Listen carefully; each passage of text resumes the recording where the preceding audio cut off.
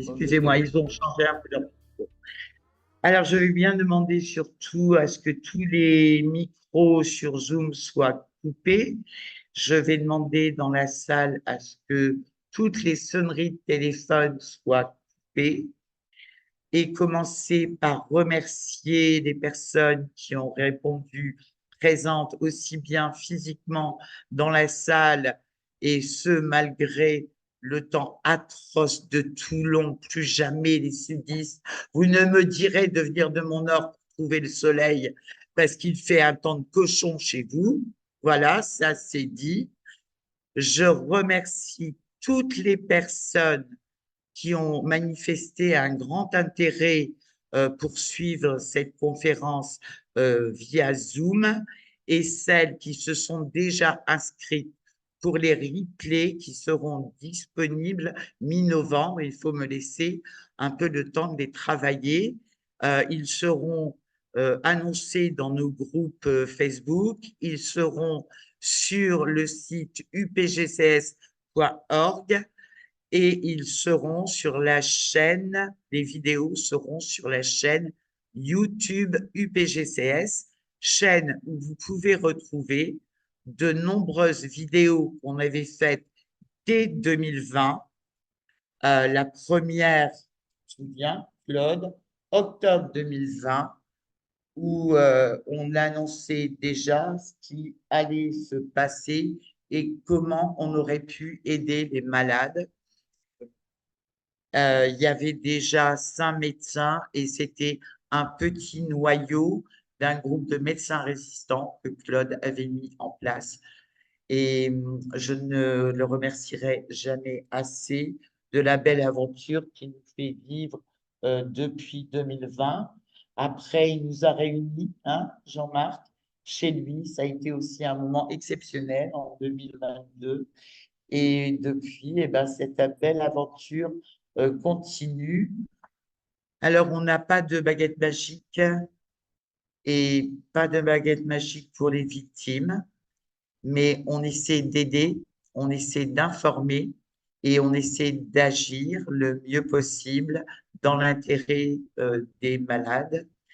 Euh, je suis Annie Notelet, présidente de l'association UPGCS que j'ai fondée en 2018 suite à l'affaire Levothyrox, où il m'a semblé qu'à chaque problème sanitaire, s'il se transformait en scandale, c'est qu'il n'y avait jamais la gestion et les réponses adéquates données par les autorités. Malheureusement, on le sait, il y a, on enchaîne les crises sanitaires depuis 40 ans. Le lieu n'est pas à débattre pourquoi, on a tous une idée, mais toujours est-il que ceux qui souffrent sont les usagers de la santé et on ne peut pas ne pas les entendre. Je veux remercier les associations et collectifs qui, dès qu'on a parlé de la conférence aujourd'hui, ont répondu présent. Il y a des associations parmi nous, à Victime, qui a été avec Mathieu tout de suite partenaire de l'association, Solidéclat qui est à nos côtés, Verity, il y a des collectifs. Alors normalement, il y a Michel Musso euh, qui doit arriver pour les désenfanter. Il y a le collectif des enfants Covid long de Bordeaux qui s'est associé à cette journée. Il y a des collectifs belges, il y a d'autres collectifs de syndrome post-vax, il y en a 3 en France qui se sont connectés aussi. Je remercie tout le monde parce que c'est un bel élan et je veux dire que cette conférence, c'est un début pour des actions qu'on devra mener ensemble. Voilà. Alors, en préparant cette conférence, j'ai pensé, ouvre ton parapluie. Ah, j'étais dans le Nord, il ne pleuvait pas, mais en fait, ça s'imposait. Arme-toi d'un bouclier parce que les coups vont tomber. Associer syndrome post-infectieux et post-vaccinal, c'était osé, c'était tabou, c'est interdit. Le mot Covid, simplement le mot Covid, il est banni actuellement, c'est plus à la mode, il faut plus en entendre parler. Il est aussi chargé de tout ce qu'on a vécu par rapport à la gestion sanitaire de 2020. Tout le monde veut oublier. Pourtant, il est là et actuellement plus présent qu'il ne l'a été depuis 2 ans. On ne compte plus le nombre de réinfections. Forcément, plus personne ne prend de simples règles de précaution. Or, je vous promets que si vous avez dans votre entourage un malade, soit victime d'un Covid long infectieux, soit post-vaccinal, essayez de le protéger. C'est une personne en fragilité. Les formes graves sont moins fréquentes, certes, mais à quoi en attribuer l'explication? À la protection vaccinale, comme le soutiennent les autorités, au traitement beaucoup plus utilisé par les médecins qui sont enfin sortis du Doliprane et restés chez vous, ou à la mutation du virus, comme nous l'a annoncé Didier Raoult en 2020. Mais s'il n'y a pas de forme grave qui entraîne à l'hôpital, rien n'empêche de développer derrière un Covid long. Covid long que des personnes présentes dans la salle, comme moi, traînons depuis plusieurs années. Covid long qui tient en fauteuil roulant ou enfermé chez elles des personnes jeunes et même des enfants. Il ne faut absolument pas minimiser. Voilà 5 ans qu'on nie la réalité des conséquences du Covid long. Et encore une fois, il n'est absolument pas lié à la forme initiale qui peut être tout à fait bénigne et peut être passée complètement inaperçue. On a dans l'association des victimes qui avaient eu à peine un rhume et 2 mois après, elles étaient clouées au lit. Donc, ne jamais associer forme grave et Covid long. Les médecins continuent à rattacher ce syndrome à une déviance psychologique. Et là, maintenant, on a quand même avancé. L'OMS, la cellule COVAX et l'AHS ont bien reconnu la réalité du Covid long post-infectieux et sa gravité. Une vague de négation du Covid long se développe sur les réseaux dans certains groupes de parole. Ce mouvement sème le doute sur l'ampleur et l'urgence du Covid long post-infectieux, niant le vécu des malades.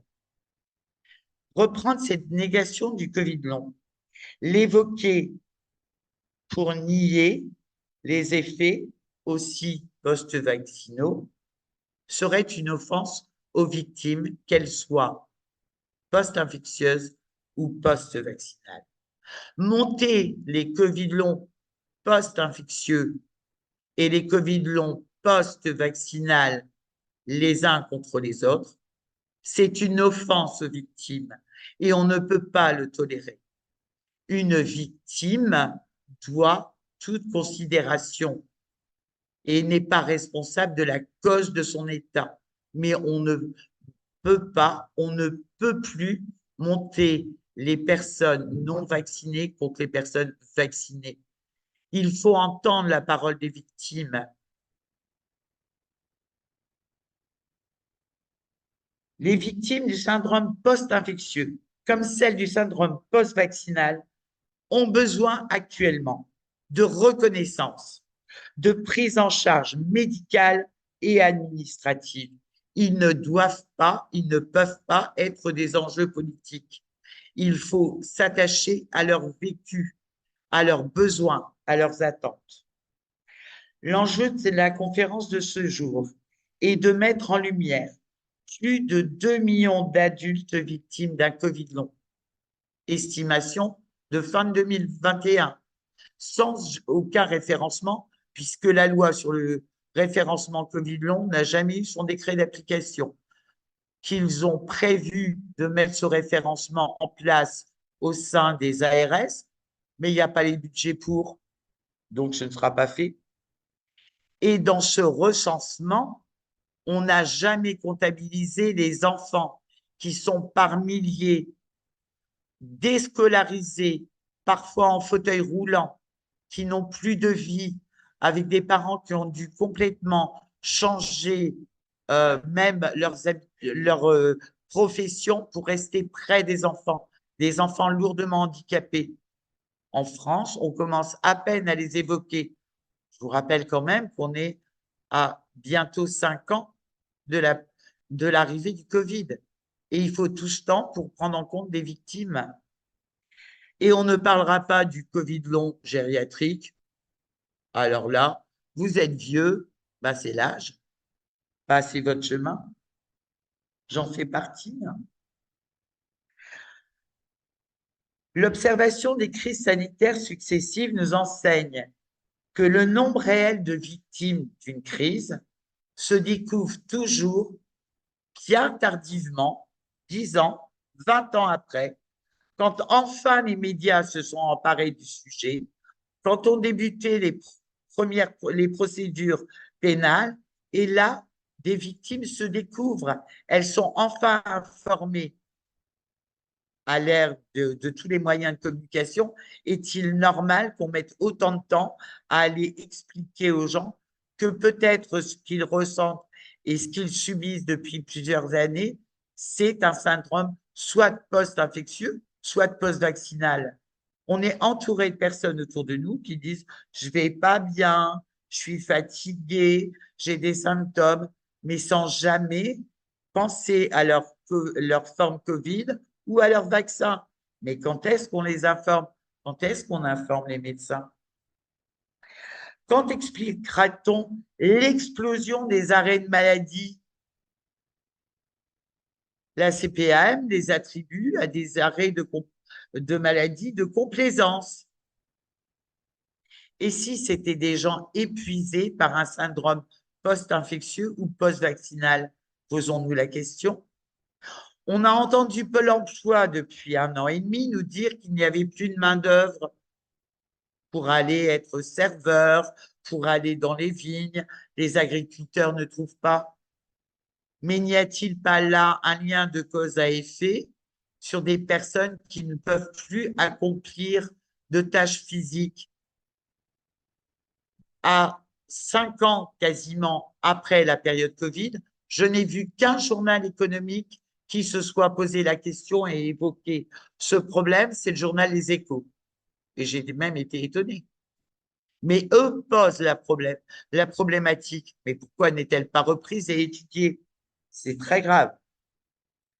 Depuis 2021, l'UPGCS mène son combat contre les syndromes post-infectieux et post-vaccinaux, sans différenciation, parce que pour nous, toute victime doit être entendue. On ne peut plus nous ranger aujourd'hui dans la case du politiquement incorrect, puisque l'ANSM et l'OMNIAM ont reconnu les effets post-vaccinaux et que c'est bien affiché sur le site de l'ANSM, et l'OMNIAM propose des indemnisations. Donc, si eux ont le droit d'évoquer le syndrome post-vaccinal, nous aussi. En créant l'association en 2018, on a choisi cette devise « Partenariat soignant-patient pour une médecine humaine ». Et ceci nous permet de travailler avec des chercheurs, des médecins qui sont à l'écoute des malades. Nous avons toujours eu à cœur de faire valoir les attentes et besoins des patients victimes ou des associations de victimes, notamment ceux qui vivent des maladies chroniques, et de même défendre les droits des patients en justice. Devant les millions de femmes, hommes, enfants touchées par la protéine Spike, qu'elles soient infectieuses ou vaccinales ou combinées, le PSGCS se doit d'agir en conformité avec ses engagements. Plusieurs millions de victimes maltraitées médicalement et maltraitées verbalement, nous ne le répéterons jamais assez, doivent être entendues. Des victimes dont la vie a été chamboulée, dont le rythme de vie est géré par le handicap, avec des conséquences familiales lourdes, des ménages qui ont explosé, des conséquences sociales, économiques. Il faut les sortir de ce silence médiatique. Nous remercions particulièrement la mairie de Toulon qui a largement diffusé la conférence sur ses sites. Mais où est Varmatin? Où sont François? Tu l'as eu? Un autre filet. Il était temps. Voilà.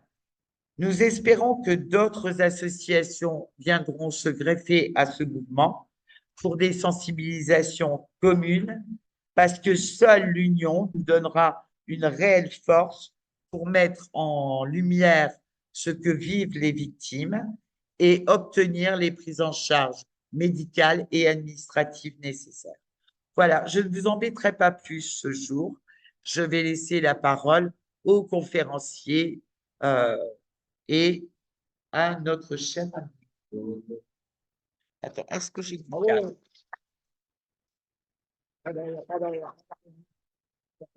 Attends, est-ce qu'il est pris en recette? Voilà. Je vais aller.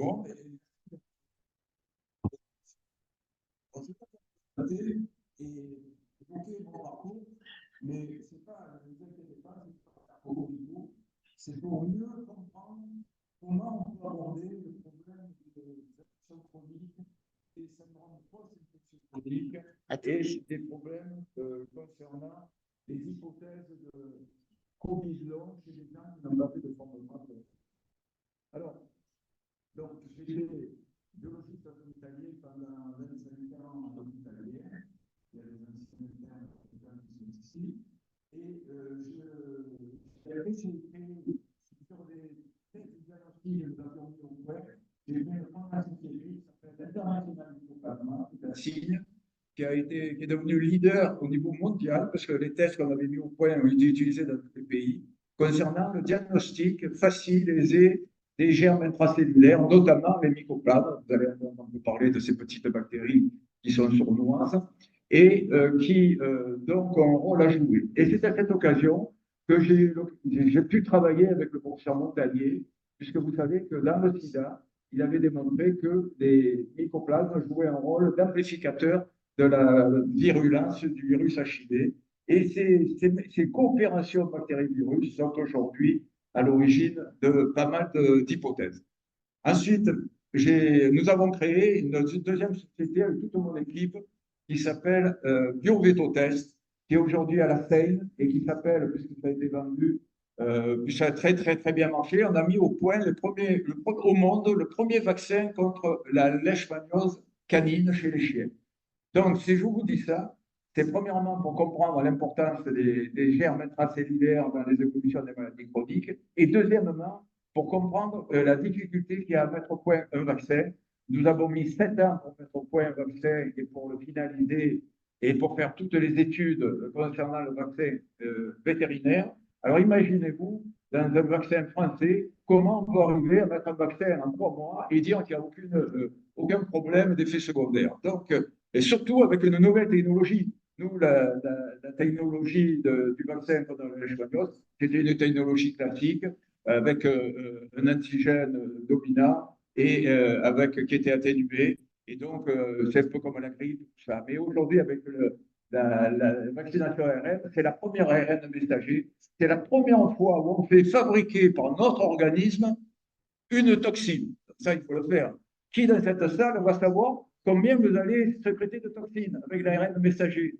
Quand on vous fait une stimulation, on vous pique vous je suis sûr que les réponses sont totalement différentes. Ça dépend du système individuel des réponses à l'ARN messager. Ça, chose qui n'était absolument pas connue. Ensuite, j'ai travaillé à l'IHU de Marseille, puisqu'on m'a demandé de diriger des startups. Et j'ai dirigé notamment une startup à génie génétique qui s'appelle GeneGreenTech et qui était spécialisée dans les biofilms.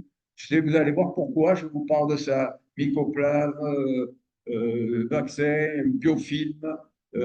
Et donc, c'était très, très intéressant. Et j'ai pu observer aussi qu'à l'IHU de Marseille, c'était des gens qui étaient sérieux, qui travaillaient. Il y a à peu près une vingtaine d'agrégés en médecine. Et je peux vous dire qu'ils ne sont pas des rigolos. Donc, c'est pour ça que les faire passer des fois pour des charlatans, c'est assez humiliant. Humiliant comme on a fait passer M. Montagnier comme une personne sénile, alors que moi, j'ai eu M.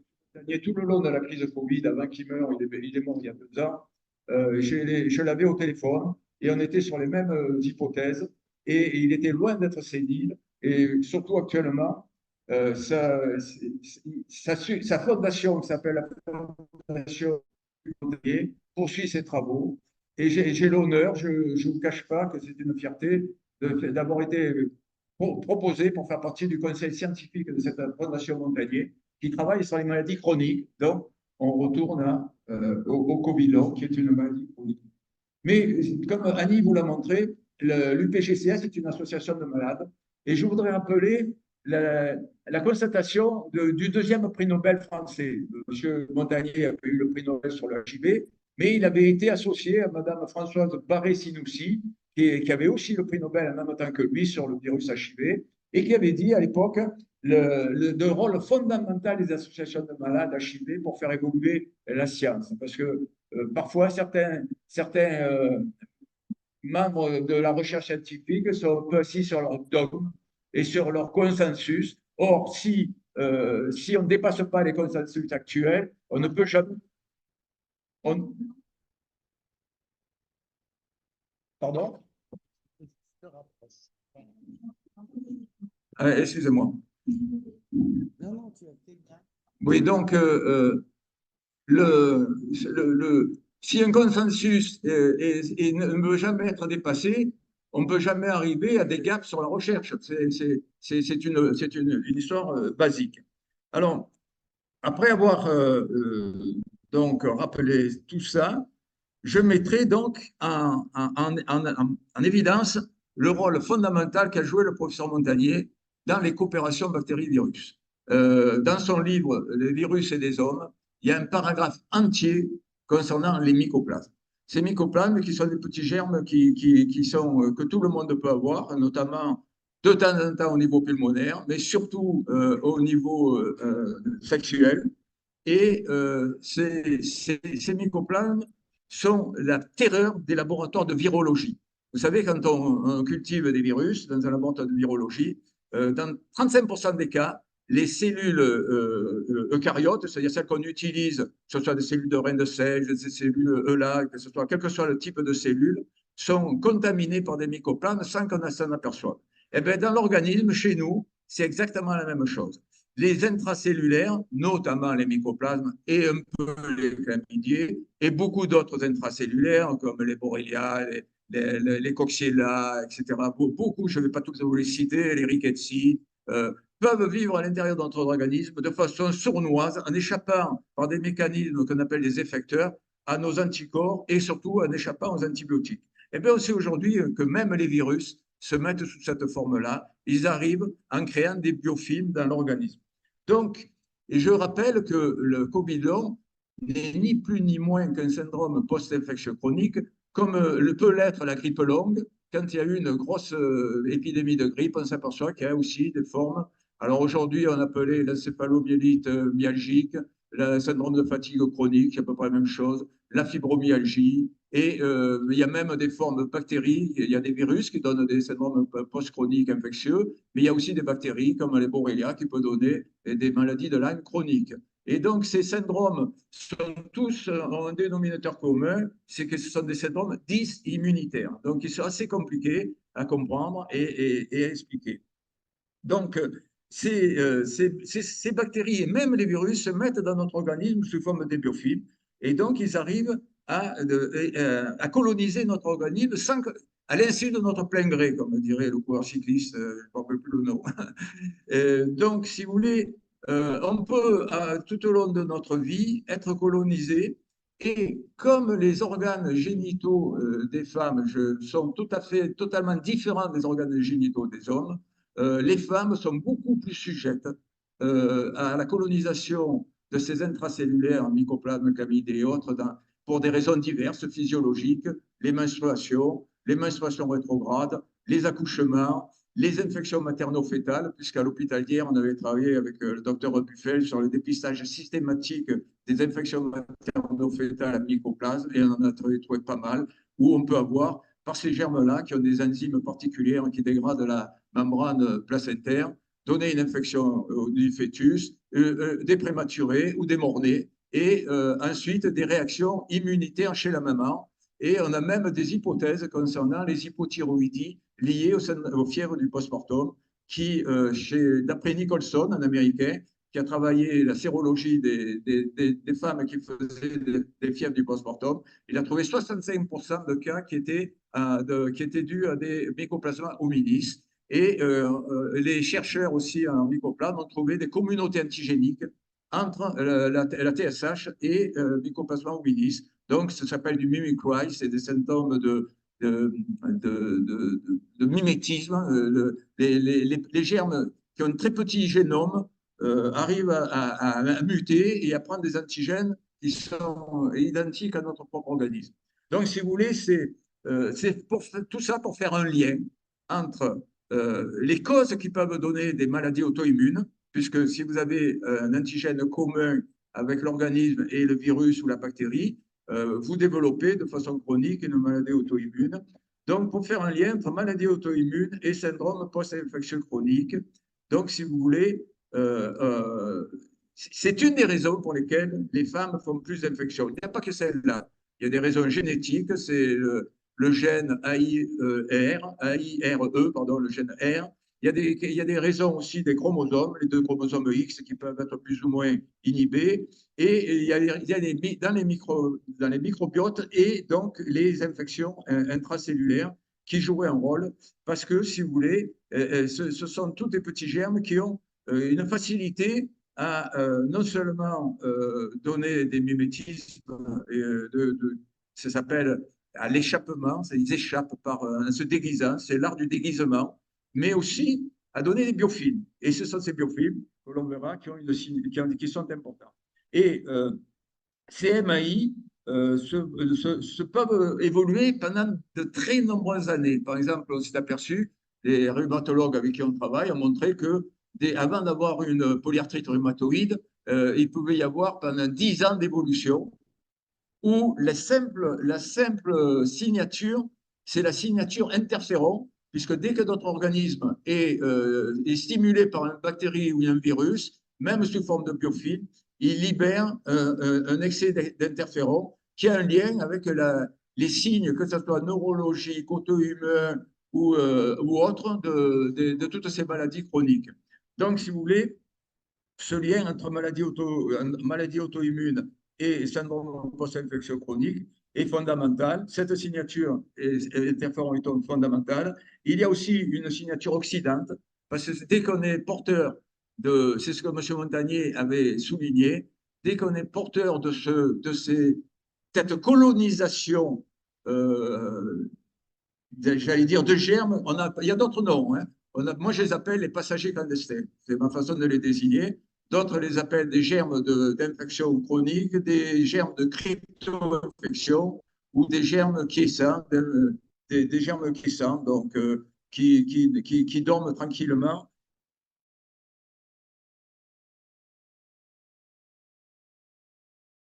Parenthèse sur les biofilms. Ce sont ces biofilms qui arrivent. Excusez-moi, je vais passer. Comment tu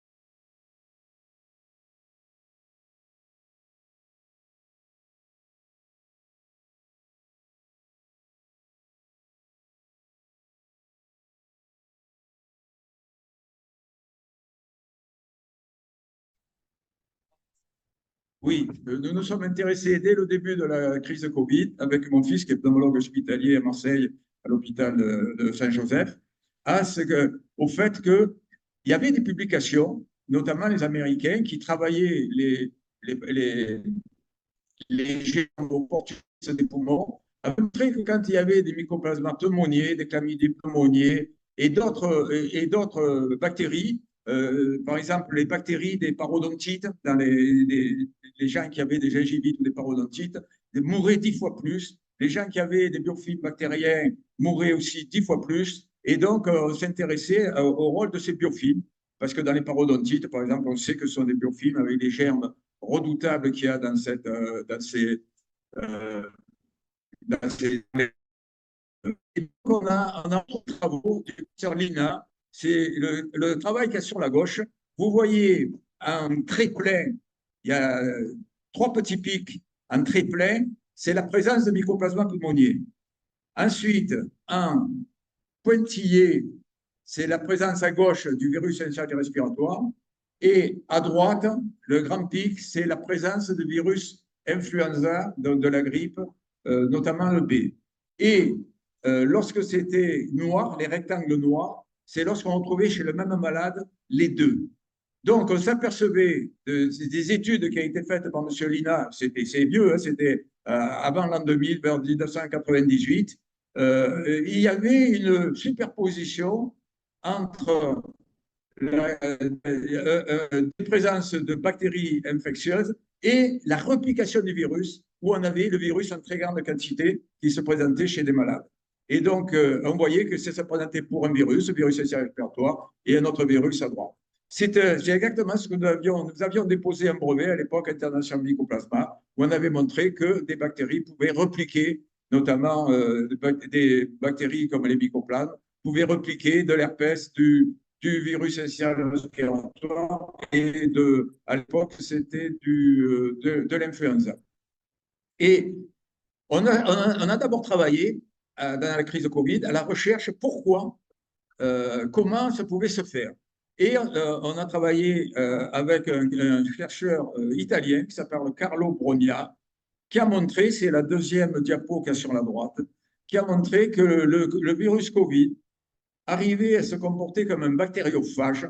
Et vous voyez sur la droite le virus qui pénètre des bactéries, qui se multiplient à l'intérieur de bactéries, qui font exploser la bactérie et qui libèrent les toxines à la bactérie. Donc, on peut avoir dans une manifestation clinique virale non seulement des pathologies liées au virus lui-même que Jean-Marc explique très bien, mais inversement aussi de toxines bactériennes. Et il s'est aperçu qu'en donnant un antibiotique, par exemple l'azithromycine, les macrolides ou les cyclines, eh bien, ça avait plus de pénétration et il n'y avait plus la réplication du virus.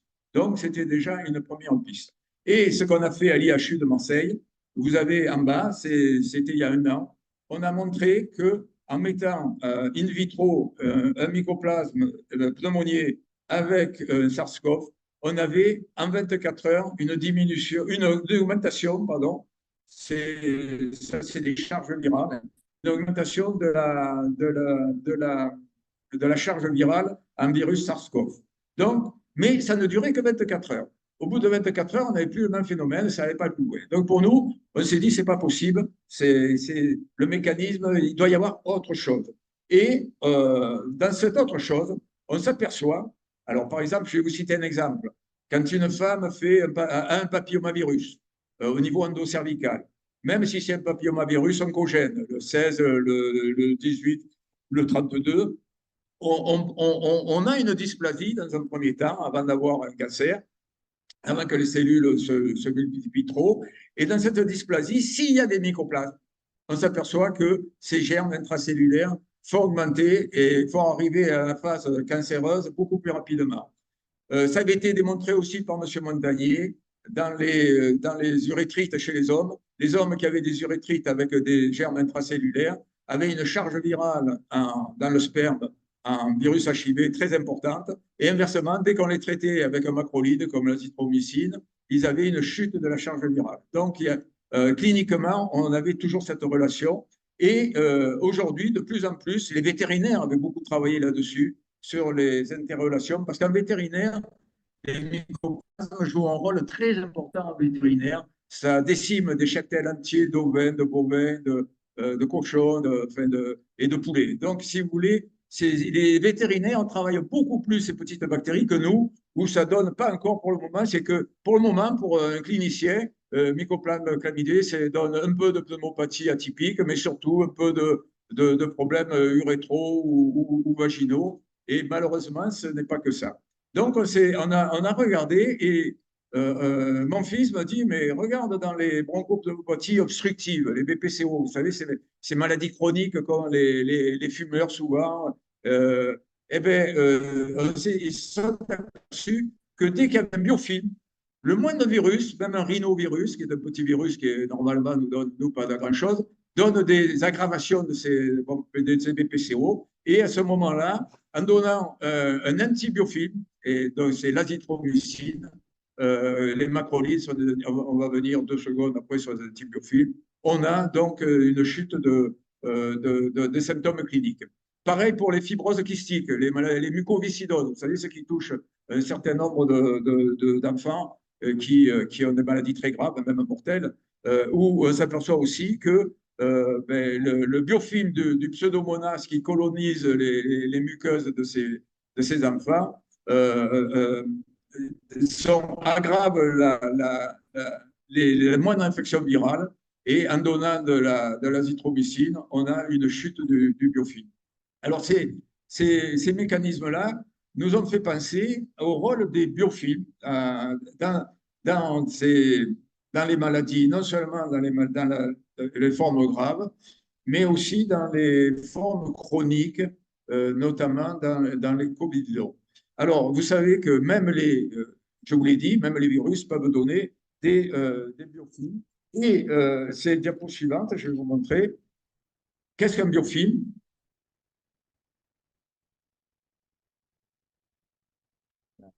Laissez-nous faire. Voilà. Voilà. Qu'est-ce qu'un biofilm? Eh bien, un biofilm, vous l'avez là sur la gauche, c'est une structure assez complexe avec des exopolysaccharides qui sont synthétisés par la bactérie, du DNA bactérien et même du DNA humain, des fibrilles qu'on appelle les amyloïdes. Et ça, on va y venir parce que c'est très important. Et c'est très complexe. Et ça cache, la bactérie ou le virus est caché à l'intérieur. Et donc, il est protégé. Et ça, c'est le schéma sur la gauche.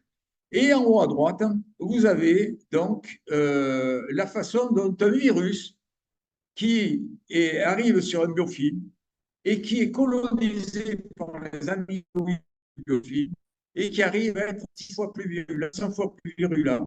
Alors, ça a été démontré dans le sida, les amyloïdes du sperme qui servent aux spermatozoïdes à être beaucoup plus à s'agripper beaucoup plus à l'ovule, à être beaucoup plus pas infectant, mais beaucoup plus fécondant, je dirais. Ces amyloïdes ont un rôle dans les connexions cellulaires, virales, et dans le virus HIV, on s'est aperçu que ces amyloïdes amplifiaient la virulence de ce virus de façon extraordinaire. Donc, et ici, vous avez une photo, c'est un virus syncytial respiratoire qui est entouré de petites colonies d'amyloïdes qui sont surinfectantes. Et donc, on pense effectivement que ça joue un rôle très important, notamment dans les formes graves. Alors, les formes graves du Covid, c'est quoi? Ça a été 80% qui avaient plus de 80 ans. C'est l'âge. Et vous savez qu'à cet âge-là, on a un déficit, une immunosénescence, et un déficit en interféron. Alors l'interféron, je ne vais pas trop rentrer dans les mécanismes, mais l'interféron, c'est une cytokine qui est libérée dès qu'on a une infection virale ou même bactérienne. Et donc, c'est pour ça que quand il y a des biofilms qui restent dans les maladies, dans ces biofilms, où il y aurait une réponse interféron parce qu'il y a une stimulation permanente de l'organisme. Et ces personnes âgées n'ont pas d'interféron pour diverses raisons. D'abord, c'est l'immunosénescence, puisqu'on sait que plus on avance en âge, moins on a de défense. Mais il y a aussi des anticorps, parce que plus une personne est âgée, plus elle a de chances de faire un cumul de, de, de germes intracellulaires qui se mettent sous forme de biofilm dans l'organisme et donc avoir des anticorps anti-interférons. Et donc, ces interférents, ces formes graves liées à la déficit d'interférons dû à l'âge, certaines, il y a 3% de cas, ça a été très bien étudié par de l'INSERM, qui montre que 3% des cas ont un déficit congénital. Ça peut être aussi un déficit, beaucoup de comorbidités qui avaient des déficits en interférons. Et ça peut être aussi des immunosuppresseurs, quelqu'un qui est cancéreux, qui est sous immunodépresseur, ben, il y a une chute d'interférons. Or, qu'est-ce qu'on s'est aperçu? On s'est aperçu que les macrolides type azithromycine, clarithromycine ou les cyclines ou même l'ivermectine avaient non seulement une action antibactérienne, une action anti-inflammatoire, donc très important puisqu'on sait que les complications de la COVID, c'est un orage cytokinique dû à tout ce mécanisme inflammatoire qui s'installe.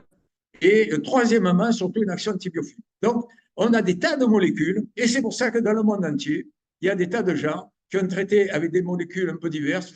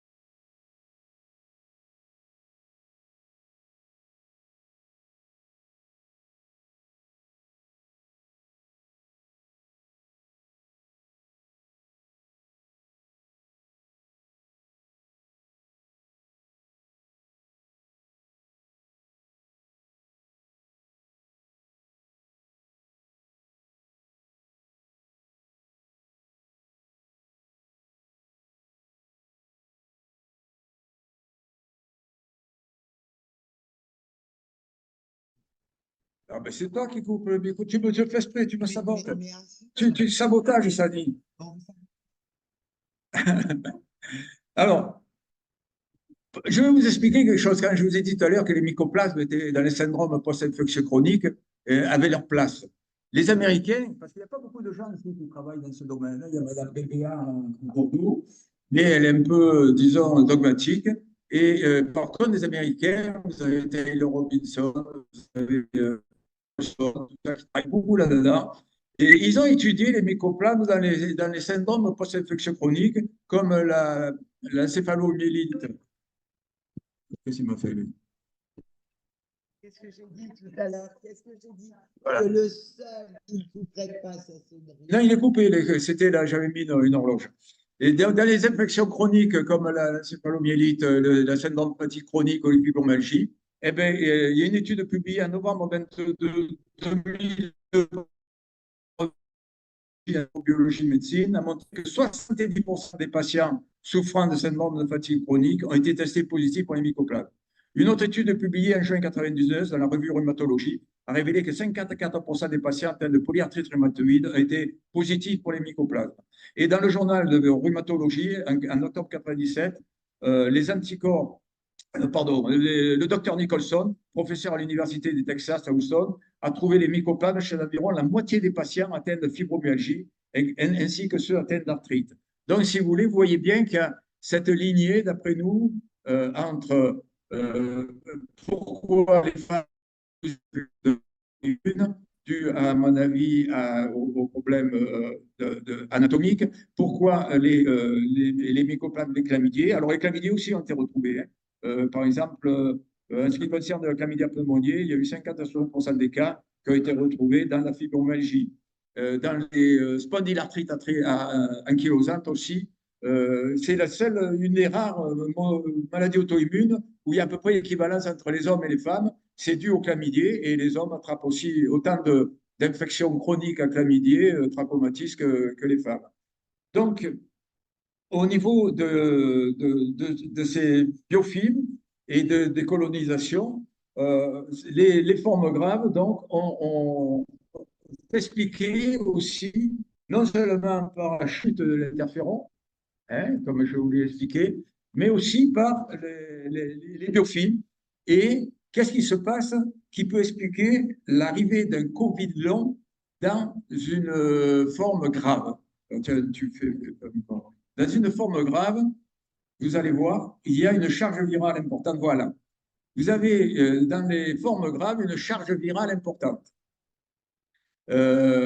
Et dans une forme qui est asymptomatique ou paucisymptomatique, vous avez en vert, à gauche sur la gauche, le schéma de gauche, c'est la charge virale, et vous avez en rouge la sécrétion d'interférons.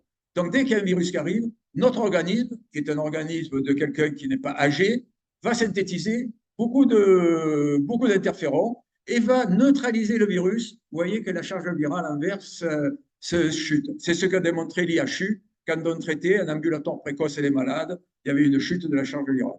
Inversement, les personnes qui ont peu d'interférons, la courbe de droite, vous voyez que la courbe rouge est très basse, ils ont peu d'interférons et ils ont une grosse charge virale parce que l'interféron n'attaque plus le virus. Et inversement, vous allez avoir une permanence de l'interféron, c'est ce qu'on appelle la signature interféron des maladies auto-immunes ou des syndromes post-infectieux chroniques, et une permanence aussi de la charge virale, donc le virus reste dans l'organisme. Vous avez ce qu'on appelle une dysimmunité, c'est-à-dire que le système immunitaire est complètement déréglé et avec une permanence de l'infection, et donc on retrouve un mécanisme d'infection chronique. Alors maintenant, chez les formes asymptomatiques, chez les formes asymptomatiques, qu'est-ce qui peut se passer? Ce sont normalement des personnes qui sont un taux d'interféron normal, parce que vous savez que les syndromes post-infectieux chroniques du Covid long ou les autres, ou tous les autres, ça arrive entre une certaine tranche d'âge. L'âge des femmes qui sont entre 25 et 50 ans. Donc, et d'ailleurs, on peut retrouver ici dans cette salle à quel moment donné les personnes ont fait des syndromes post-infectieux chroniques. Et leur taux d'interféron est normal, mais en plus, il est élevé parce que d'après nous, ça c'est une hypothèse, elle n'est pas encore vérifiée. D'après nous, ce sont des personnes, hommes ou femmes, qui sont dans un état de pré-maladie auto-immune. C'est-à-dire qui sont dans un état où la maladie auto-immune est en train de se développer à l'insu de notre plein gré, c'est-à-dire sans qu'on le sache. Et c'est pour ça qu'avec la Fondation Montagnier, vous allez le voir un peu plus loin, on travaille actuellement non seulement sur la mise au point d'un test assez simple qui va dépister chez la personne si elle est en situation pré-MAI, anté-MAI, ou si elle ne l'est pas. Donc, pour savoir si elle est à risque de faire un syndrome post-infectieux chronique ou pas. Et donc, comme dans le traitement ambulatoire précoce, on a donné, que ce soit pour les formes graves ou que ce soit pour les formes non graves ou risque de développement d'un syndrome post-infectieux chronique, on a donné un traitement ambulatoire précoce qui avait le plus efficace a été l'association azithromycine-zinc. Alors pourquoi ça a été efficace? Pour couper et les formes graves et pour couper les Covid longs. D'abord, l'azithromycine va agir sur les biofilms de bactéries, puisque c'est un inhibiteur de biosynthèse qui agit sur le ribosome. Ensuite, l'azithromycine, qui a une action biofilm, va agir sur le biofilm, donc il y aura moins d'amyloïdes sécrétés pour amplifier le virus. Ensuite, cette azithromycine a aussi un effet, on appelle zinc ionophore. Le zinc, il faut savoir que le zinc, comme la vitamine D, et ça Jean-Marc en parlera beaucoup mieux que moi, sont des éléments qui consistent soit à renforcer le biofilm s'ils sont absents, soit à diminuer le biofilm s'ils sont présents. Et le zinc, en plus, la vitamine D a une action sur l'immunité, donc elle va vous stimuler aussi les états. Hein, et le zinc, lui, il est antiviral. Le zinc, il agit sur les ARN polymérases. Vous savez, pour qu'un virus se multiplie, il faut qu'il y ait une enzyme, ça s'appelle la polymérase, polymérisation, qui multiplie le nombre de virions. Et donc, cette enzyme est touchée par le zinc. Mais pour que les zinc soient efficaces, il faut qu'il pénètre dans les cellules. Or, le zinc ne pénètre difficilement. Et il y a ce qu'on appelle des zinc ionophores. C'est ce qui permet de faire entrer des grosses quantités de zinc dans les cellules. Et donc, cette action double de l'azithromycine macrolide ou de l'ivermectine ou des cyclines qui agissent par le même effet, ce sont des anti-synthèses protéiques qui agissent de la même. Et puis il y a plein d'autres molécules qui agissent aussi. Hein. Il y a des molécules alimentaires, les polyphénols, les flavonoïdes agissent. Le calendula que l'on met dans les dentifrices pour inhiber les plaques dentaires agissent aussi de cette façon. Et ce sont toutes des molécules qui ont la triple activité antimicrobienne, antibiofilm et anti-inflammatoire. Parce que vous allez voir aussi, je ne sais pas si dans le temps, je dépasse là ou pas. Oui, il va falloir que je commence à. Parce que vous allez voir à la fin, vous avez à la fin de votre document, oui, vous avez à la fin de votre document, vous avez. Encore. Voilà, vous avez un magnifique tableau qui a été fait sur Bottero, qui est un gars qui a énormément travaillé les mécanismes des maladies chroniques, et il fait le lien entre maladies chroniques, infection froide et pathologie chronique. Donc, et système immunitaire, bien sûr, avec les 10 immunités, l'immunité qui est perturbée.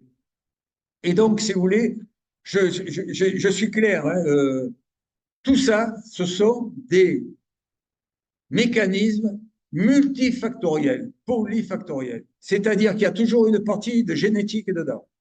Il y a une partie environnementale aussi dedans. Je ne vous ai pas cité, mais il y a des tas de facteurs environnementaux qui favorisent. Le tabac, ça favorise la formation des biofilms. L'hypovitaminose D, comme je vous l'ai dit, diminue l'immunité innée et en plus de ça, joue un rôle fondamental dans l'infection et notamment au niveau des systèmes rénine-angiotensine, comme le montrera Jean-Marc. Ensuite, donc, ce phénomène oxydatif, c'est un des phénomènes qu'il faut prendre aussi en compte quand on est soit malade, soit avant d'être malade. C'est pour ça qu'à la Fondation Montagnier, on a essayé, alors, mais on remonte un peu, on a essayé de mettre un protocole préventif des infections chroniques, sous-entendu aussi le syndrome post-infection chronique de la. Voilà. Voilà. C'est ça que tu veux. Un peu plus haut, un peu plus haut. Voilà, comment ça peut arriver. Alors, pourquoi j'insiste? C'est parce que M. Montagnier, dans tous ses écrits, insistait surtout sur la prévention.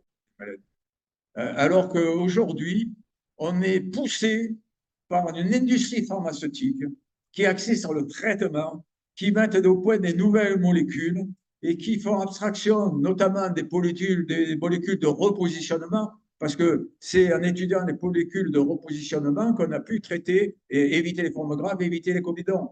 Alors, je vais vous citer, il y a une campagne monstrueuse, alors ça, je fais la promotion pour le livre ici, de Kennedy Junior, qui est le neveu de John Kennedy, c'était un avocat qui s'est battu pendant des années contre l'environnement, qui a gagné tous les procès pour les gens qui se battaient pour l'environnement, pour protéger l'environnement. Et aujourd'hui, il a fait une étude sur le mécanisme qui a fait pourquoi il y a eu une politique globale des firmes pharmaceutiques pour éviter qu'on trouve un traitement avant la survenue du vaccin. Comme je vous l'ai expliqué tout à l'heure, eh ben, ça a été géré par une compagnie de communication américaine qui s'appelle McKinsey. Je ne sais pas si vous en avez entendu parler. Mais McKinsey a géré toute la politique anti-Covid en Europe. Or, McKinsey est une société de communicants de Pfizer et d'autres grosses, de Moderna, qui est aussi l'autre société qui fabriquait les vaccins. Donc, si vous voulez, il y a un tel intérêt financier, et cet intérêt financier touche aussi les médecins de ville. Parce qu'aujourd'hui, la formation des médecins de ville, c'est souvent apporté, sans parler de la corruption, même l'information, ou alors le financement de certains travaux, c'est des grosses firmes pharmaceutiques qui disent à tel laboratoire, vous allez m'étudier la telle molécule, de tel cas, etc.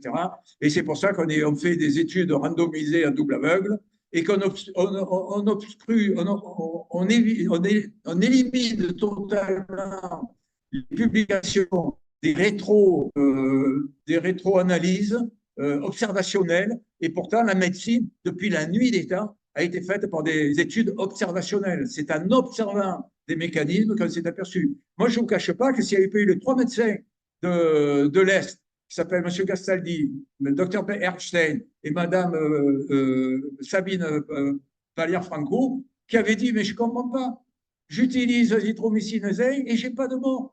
Je n'ai pas d'hospitalisation, on ne comprend pas. Et donc, c'est là où je vous ai dit, avec tous ces médecins qui ne se connaissaient pas, qui n'étaient pas des complotistes, et on s'est aperçu qu'il y avait une piste, et alors on a travaillé depuis 4 ans, pourquoi ça marchait, pourquoi l'ivermectine marchait.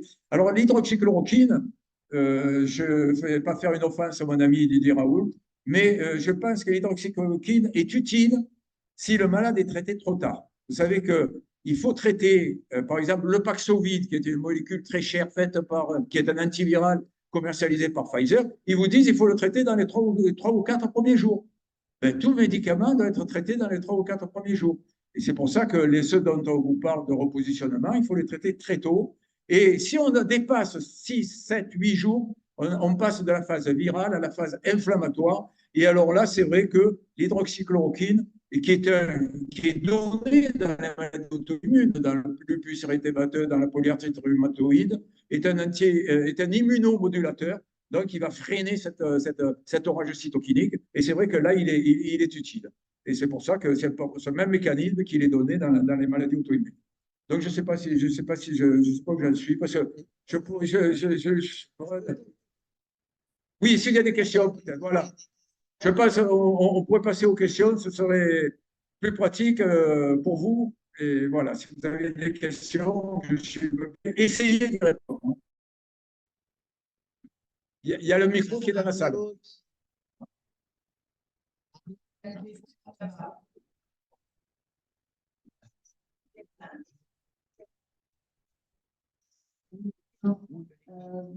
Attends. Pardon? Oui. Oui. Vous n'avez pas de... Alors, la fibromyalgie, c'est un peu particulier par rapport au syndrome chronique, mais il y a différentes formes de fibromyalgie. Alors, les Américains sont arrivés à dissocier par l'étude des cytokines, c'est-à-dire les petites molécules inflammatoires, à dissocier le syndrome chronique et la fibromyalgie. Mais il y a eu des études sur la fibromyalgie qui ont expliqué que c'était entre autres, une diminution du seuil de la sensibilité. C'est-à-dire qu'il y a une nociception, c'est-à-dire que, et donc, sans avoir de manifestations toxiques, inflammatoires, microbiennes et autres, on avait cette diminution de seuil de sensibilité. Et c'est important que les personnes sont beaucoup plus sensibles aux ondes électromagnétiques, par exemple. Donc, ce n'est pas du tout une pathologie, c'est une diminution de seuil, et c'est au niveau des connexions neurologiques des neurones, de la sensibilité. Voilà. Mais ce n'est pas ma spécialité, donc je ne dirai pas plus. Oui, oui, permets-toi. Déjà, on va chercher les côtés sur le média d'abord. Et quand on va chercher les côtés sur le média, on ne reste pas au dosage TSH, qui ne veut rien dire, parce que ça, c'est les moyens des variations sur une période longue.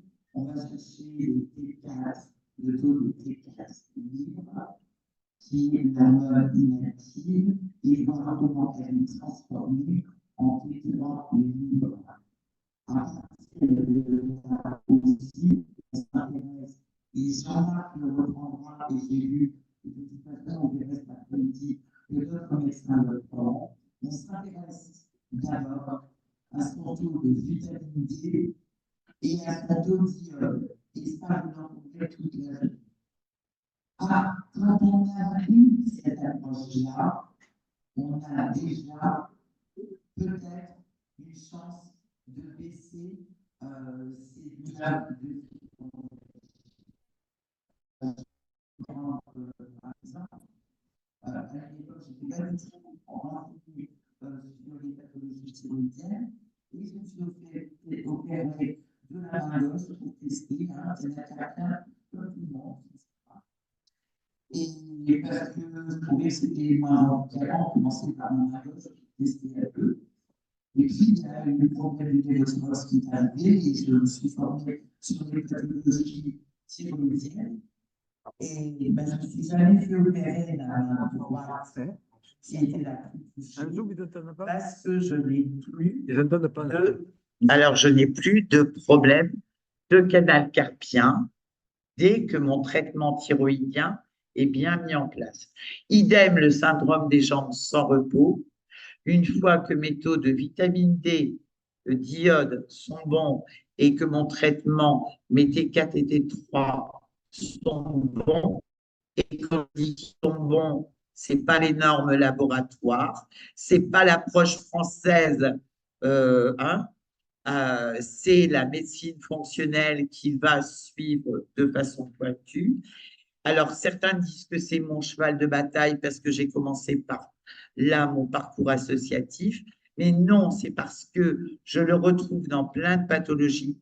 Les fonctions thyroïdiennes, les fonctions surrénales sont toujours évoquées quand on prend les pathologies dans leur ensemble, en approche fonctionnelle et pas dans, vous me parlez d'une pathologie, je vous plaque un médicament.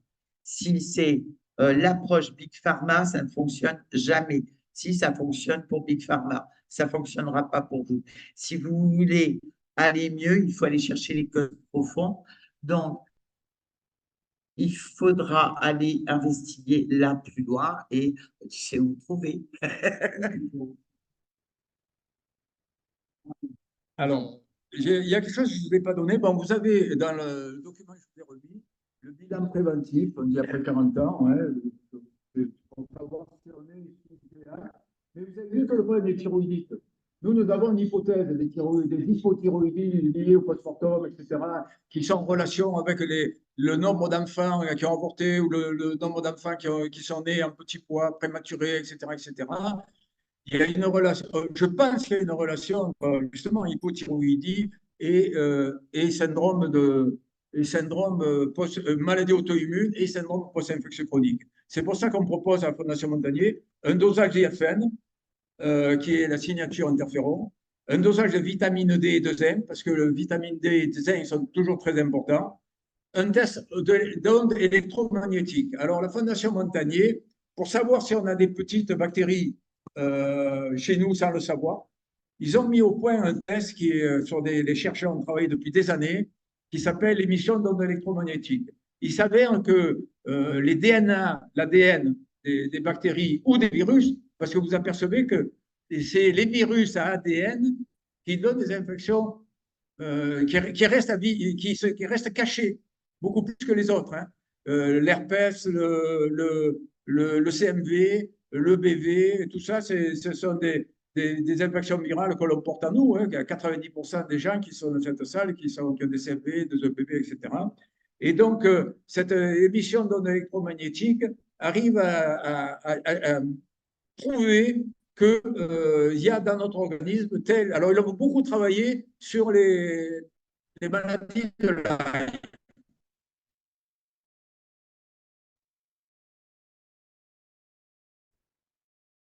Parce que vous savez que des d'autres petites thalassemales, des lichia, des rickettsies, plein de petites saloperies qui peuvent donner des manifestations chroniques. Et en plus, on propose un bilan oxydatif, que ça c'est très important. Monsieur Montagnier a beaucoup travaillé sur le glutathion.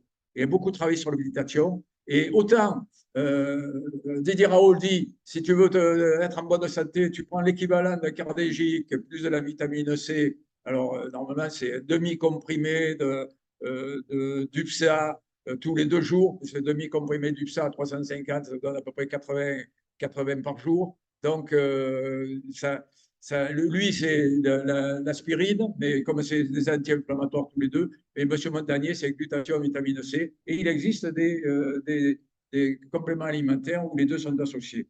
Donc, c'est pour ça, pour dire que l'état oxydatif, notre état oxydatif, que l'on connaît rarement, est très important aussi, avec notamment le dosage de la PCR qui peut être augmenté et des HDL oxydés. Parce qu'à l'intérieur du permanent qui se crée en même temps que des formations d'auto-anticorps anti-DNA, parce que les polyneutraux, alors ça, je ne vais pas trop rentrer dans les détails, mais les polyneutraux qui sont chargés de détruire les virus et les bactéries, de nétose, et ce phénomène de nétose peut arriver à donner à être un suicide du polyneutro qui va donner des auto-anticorps anti-DNA, c'est donc le lupus, et qui peut donner aussi dans les biofilms des citrullisations des peptides, et ça vous donne la polyarthrite rhumatoïde. Alors, donc, c'est, voilà. Et j'ai oublié de vous dire juste une chose qui est importante. Comment on s'est aperçu que on avait certainement en nous avec le temps, qui aboutissent non seulement au vieillissement, mais qui peut aboutir aussi à la cancérisation.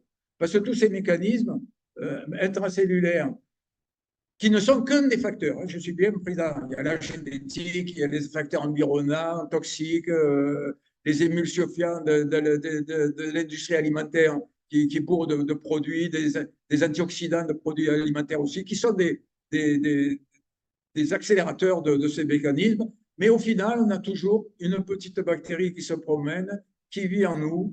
Et comment on s'est aperçu qu'avec l'âge, ça pouvait évoluer et donner les rhumatologues connaissent très bien la réaction Alzheimer. Je ne sais pas si vous la connaissez. C'est la manifestation que l'on peut avoir lorsque on a une libération par un produit, un antibiotique ou autre, hein, des toxines, des germes que l'on a en nous. Et ça vous donne un effet paradoxal. C'est-à-dire qu'on nous traite, mais la réaction d'Alzheimer vous donne un mécanisme toxique. C'est ce qui a été très bien décrit par Perron dans la maladie de Lyme. Voilà, cette réaction d'Alzheimer est paradoxale. Et qu'est-ce qu'ils se sont aperçus? Ben, ils se sont aperçus que plus il y avait d'écart entre le début de la maladie et le traitement, plus la réaction d'Alzheimer était importante. Donc, plus il y avait de germes intracellulaires qui libéraient leurs toxines. Donc, si vous voulez, il faut, pour nous, il y a une évolution lente et chronique de ces intracellulaires qui peuvent et aboutir au final, avec les phénomènes oxydatifs, à la cancérisation et au vieillissement. Mais sachant que le vieillissement, c'est un mécanisme physiologique avec les télomères qui s'opposent à la cancérisation aussi. Donc, si vous voulez, il y a des choses très complexes à ce niveau-là. Voilà, je crois que j'ai terminé. Je vais passer la parole. Vraiment, il y a une question. Alors, il y a eu beaucoup de traitements. Tous les traitements aux interférons, notamment les hein? Attends, mais je réponds. Oui, la question de la dame, comment peut-on augmenter ces interférons? Alors, il y a pas de mécanisme. Il y a les traitements. Je ne vous ai pas dit, mais l'azithromycine, les macrolides, l'ivermectine stimulent les interférons. Ça, c'est traitement médical. Mais il y en a d'autres, hein, il faut aller chercher. Je ne les connais pas tous, hein, mais je sais que cela stimule les interférons. Ça a été un des mécanismes qui a justifié l'utilisation des macrolides dans le traitement ambulatoire précoce. Mais par contre, vous apercevez que lorsque des malades font une hépatite virale et qu'on leur donne, parce qu'ils ont essayé les interférons au début de la crise de Covid, mais quand on a trop d'interférons, on arrive à des maladies qui correspondent aux maladies auto-immunes. Et le traitement, ce qu'on appelle les interféropathies, c'est-à-dire des anomalies liées à l'interféron, correspondent aussi à troubles neurologiques, syndrome auto-immun et plein de complications qui ressemblent à une maladie auto-immune, puisque je vous ai dit qu'à maladie auto-immune, on avait une signature interféron qui perdurait. Hein. Alors, il y a un truc que je ne vous ai pas dit aussi, c'est que dans les biofilms, et c'est intéressant, vous avez des mécanismes aussi de modification des protéines, c'est ce qu'on appelle les protéinopathies. Vous avez la bêta-amyloïde qui s'agrège et qui va donner des syndromes d'Alzheimer ou voisins d'Alzheimer-like. Hein. Vous avez aussi des alpha-synucléines qui vont s'agréger au niveau digestif, parce qu'il y a beaucoup de dysbiose et de biofilms digestifs, hein, donc c'est important. C'est pour ça d'ailleurs qu'il y a eu des formes graves de Covid qui avaient des syndromes digestifs et d'autres non. Donc si le virus arrive sur une dysbiose digestive, il va me donner ces signes-là. Et donc avec le risque, avec les germes qu'on a dans les parodontes, donc Porphyrinoma, Tanarella et toutes ces germes qu'on appelle le complexe rouge, qui risquent de vous donner ce qu'on appelle des plaques de Lévy au niveau intestinal. Et donc, là, le Parkinson se débuterait au niveau intestinal et remonterait par le nerf vague au niveau neurologique. Donc, si vous voulez, c'est vachement intéressant, tous ces mécanismes, bactéries, dysbiose, biofilms, etc., qui montent. Mais donc, on ne traite pas, c'est très difficile et dangereux de traiter une maladie banale avec des interférons. Par contre, il faut se stimuler sa sécrétion d'interférons.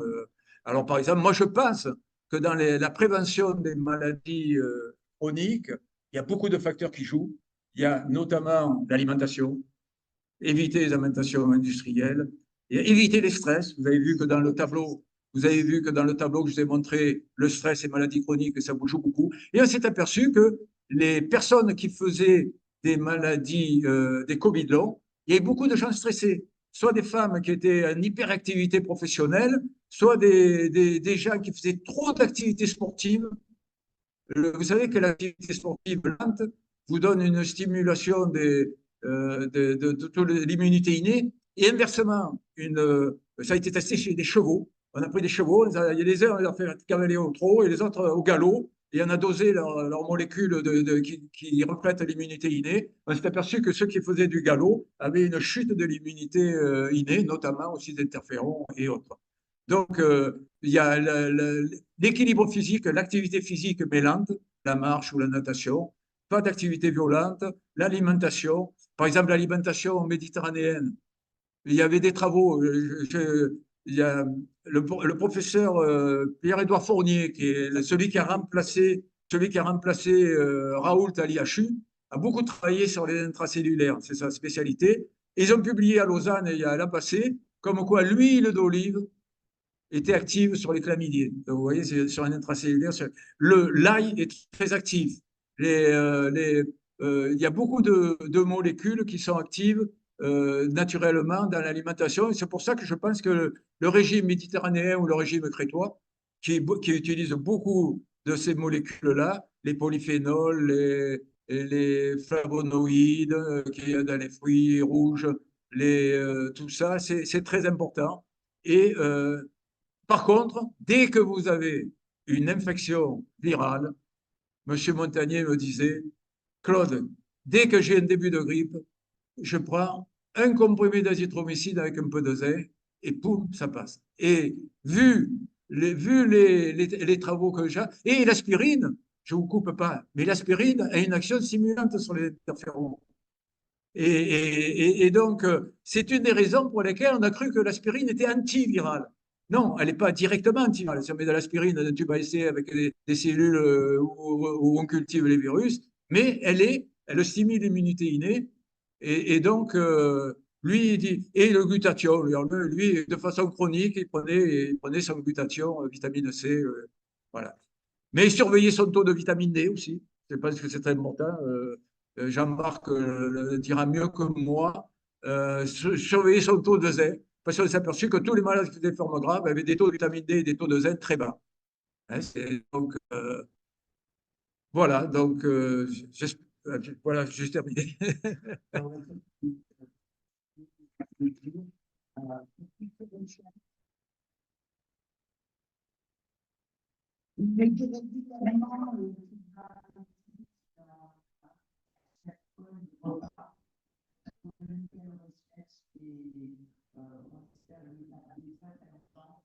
Je vais donner les raisons. Je vais vous donner les raisons pour lesquelles vraiment je suis motivé à essayer de trouver des raisons à tout ce qui s'est passé, parce qu'on a humilié des gens. Et là, je suis révolté. On a humilié des gens comme M. Montagnier, on a humilié des gens comme Didier Raoult, on a humilié des gens comme Fouquet, on a humilié des gens, des médecins traitants. On leur a interdit de traiter, d'exercer parce qu'ils traitaient les malades. Vous vous rendez compte? Interdit d'exercer parce qu'on traite des malades. Et où on est? Donc, si vous voulez, c'est cette rage qui me tient au fond de moi pour essayer de redonner un peu, revaloriser l'image de ces gens qui ont été traités et qui ont sauvé des gens. Voilà.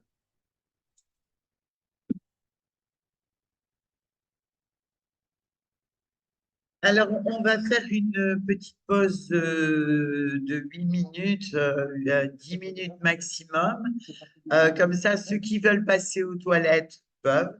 Mais surtout, je vais vous inviter à faire vivre un peu le bar et le stand UPGCS parce qu'on a mis l'accès gratuit, mais forcément, nous avons eu des frais. Donc, si vous pouvez soutenir l'association en achetant un café, un peu d'eau ou les produits qu'on vous vend à l'entrée, ou alors ceux qui le veulent, on a mis des bulletins d'adhésion à l'association parce qu'une association ne peut vivre et agir que si elle est soutenue.